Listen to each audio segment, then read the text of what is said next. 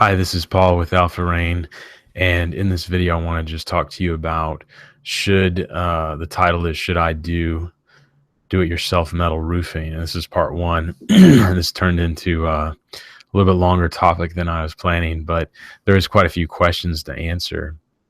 And so some of the things I want to talk about are, do you know what type of metal roof you're doing?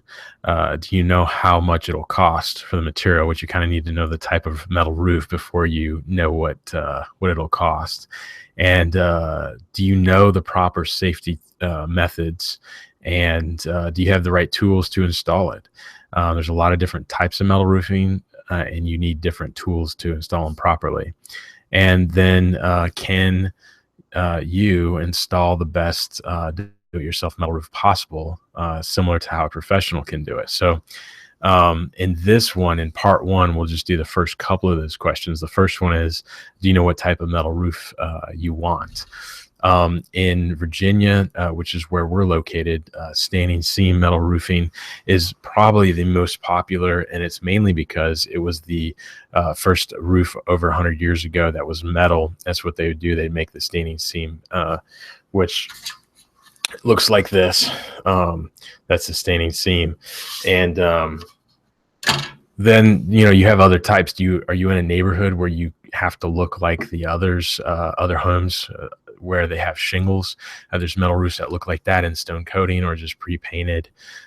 You can get a Victorian stamp shingle, which costs a lot, but it's more classic Victorian, hence the name. There's a lot of different types and styles. And if you're looking for a more economical version, you're going to have to go more towards something like the Forever shingle, which is a metal shingle that we just released. And soon it'll be about the same price installed as a mid-grade asphalt metal roof. So we're excited to offer that product. But if you're in a different part of the country, you need to really think about what types of metal roofs. Look up online, look at pictures. The very best is the standing seam double lock, which is the one I just showed you a minute ago, because there's no way for it to leak. It's a lower slope application. You can't do a pure low slope on it, but it's like a quarter 12 or something like that, and it won't leak. Whereas other shingles, even metal shingles, you can't do that. You have to have a steeper pitch roof, 412 or greater. And sometimes customers will even ask me, hey, have you ever installed this type of metal roof? And I'm like, what type is it? And so I'll look it up, and I'm like, no. And they're like, you've been doing this for over 16 years. How can you not have installed that type? Well, there is thousands of different types of metal roofs all over the world, different manufacturers. So there's just no way for us to know or have installed all of them. We have done it quite a bit. And so hope that helps. But really, you're going to have to do your research for what type of metal roof. Now, what is your budget? You really need to understand what your budget is before or during. So like I would say, go do some research, because both these kind of run hand in hand. I like this type. Well, go figure out how much it costs, and then try to figure out if that's in your budget. And if it's not, then eliminate that one off the list and keep going down. So in your budget, a couple questions to think about. So sometimes I don't actually recommend a metal roof for a customer.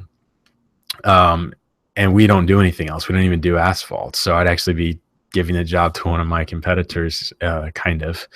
But you have to think about long term. So if you think about a metal roof, are you going to be in your house 10 or 15 years? If you have to replace your roof before you sell your house, are you going to do metal or asphalt? If you do asphalt, it might be the cheaper way to go. It won't last as long, and your house probably won't sell as quickly. However, the average is you get 70% back in your cost of your metal roof. So like installed from a professional, not even a do-it-yourselfer.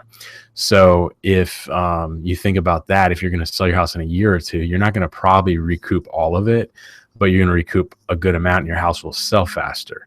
So, and sometimes depending on what part of the country, you actually might gain more than you put into it. But if you're going to be in your house for 15 years, you're going to have to replace your asphalt roof now and again in another 15 years. My house, the shingles just don't last as long, and the whole warranty, like, oh, it's a 30-year, it's a 35-year shingle. Now they sell, I don't even know if they do the years anymore. It's like a lifetime on everything. And I think they just mean when it wears out, it's done its lifetime. I'm not sure. But my asphalt roof on my house, I just bought it a couple years ago. I haven't put a metal roof on it yet. That's going to happen soon. I put that on. Well, that house was built in 2003. And so today it's 2016. In 13 years, that roof is pretty much done. And it was like a 30-year architectural shingle. It was not the lowest, cheapest quality or of shingles. So that's kind of a case in point. They just don't last as long. We've seen even some of those 3-tab roofs only last 7 or 8 years, to the point where their shingles are breaking off and stuff. It depends on the angle of the sun and everything. So, but consider your budget and figure out if, what the material costs are. I'll be honest, a lot of times the material cost for a do-it-yourselfer is going to actually cost a lot more than what, say, we can get it for, partially because we buy in such quantities, and you cannot call the suppliers we get our material from. They won't work with somebody, even a contractor who's just going to buy one roll of metal. They know we buy semis full a year. So anyway, so that just kind of helps out. The last one is safety. This is something you need to really consider.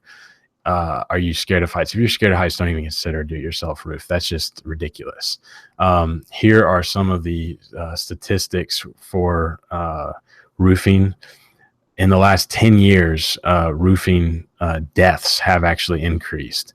It is, in the last 10 years, always been in the top 10 of most deadly trades in America. And 2 out of 3 falls are deadly with roofing, which just means, 67% of the time, if you're going to fall off the roof, you're probably not going to wake back up again. And I hate to talk in that way, but you have to consider this, because with us, if any of our guys fall off the roof, they wouldn't even get hurt.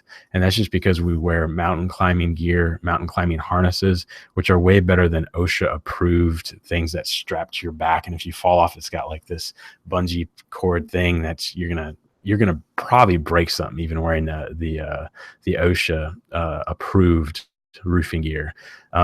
But you need to consider, if you're going to do it yourself, even on a 1-story, you got to have some type of protection. If you fell off and hit your head, that could be deadly. So be prepared to spend some money. And I would recommend mountain climbing gear. Get the right ropes, get everything that you need.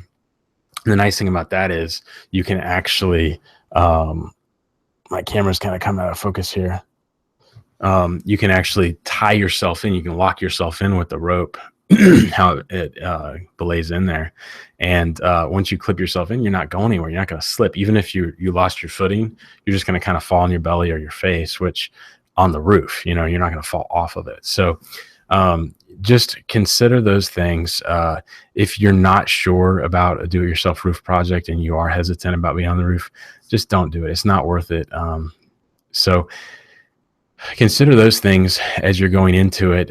Then the part 2, we're going to talk about, do you have the correct tools, and can you install the best do-it-yourself metal roof? And I'll just give you a hint, yes and no to those.